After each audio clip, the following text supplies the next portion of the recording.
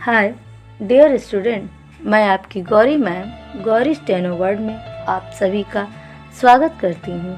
मैं इस प्लेटफॉर्म पर हिंदी इंग्लिश डिक्टेशन की स्पीड प्रैक्टिस क्रमवार तरीके से करा रही हूँ, जो आपके सभी स्टेनो एग्ज़ाम के लिए बहुत ही महत्वपूर्ण है।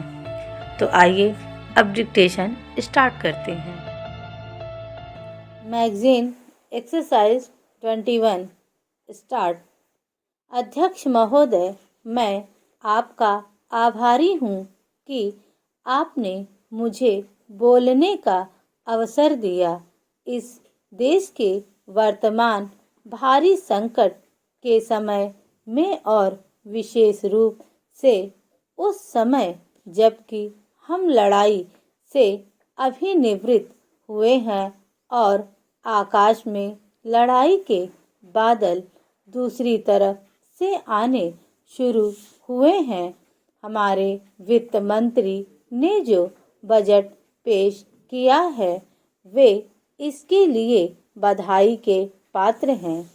यद्यपि भिन्न भिन्न पहलुओं को लेकर आलोचनाएं की गई हैं, लेकिन यदि उनकी कठिनाइयों को भी देखा होता कि राष्ट्र को किन किन संकटों का सामना करना पड़ रहा है, इस बात पर भी अगर मेरे से पहले बोलने वाले वक्ताओं ने विचार किया होता तो मेरा विश्वास है कि उनकी आलोचनाओं का आधार कुछ दूसरा होता।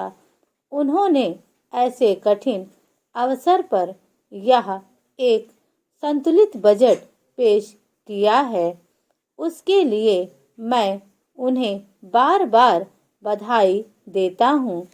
लेकिन साथ ही साथ मैं अपना यह कर्तव्य समझता हूँ कि कुछ ऐसे विचार भी उनके सामने प्रस्तुत करूँ जिससे उनकी कठिनाइयाँ कुछ हल हो जाएं।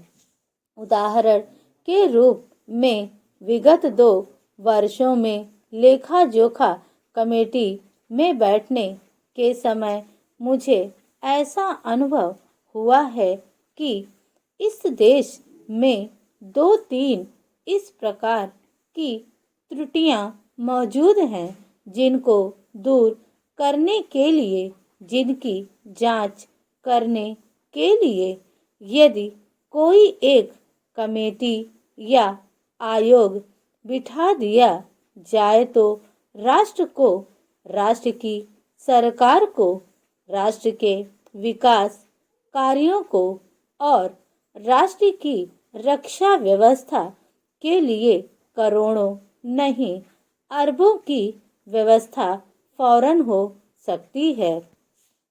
केवल शासन को जागरूक होकर कुछ कदम उठाने की आवश्यकता है। अभी कुछ छिपे हुए धन का जिक्र किया गया। सरकार ने भी समय समय पर ऐसा आभास दिया है कि इस देश में लगभग 3000 करोड़ रुपए का छिपा धन मौजूद है। स्वयं मैं समझ नहीं पाता हूँ कि जब सरकार ऐसा अनुभव करती है तो इसकी व्यवस्था करने में उसको दिक्कत क्या आ रही है। ऐसा मालूम होता है कि कहीं इच्छा की कमी है।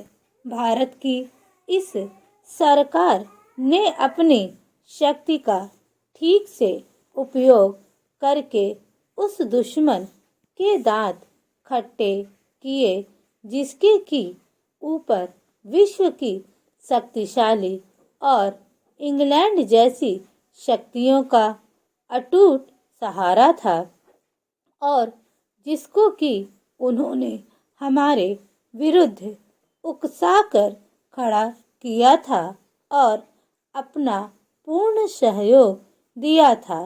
स्टॉप।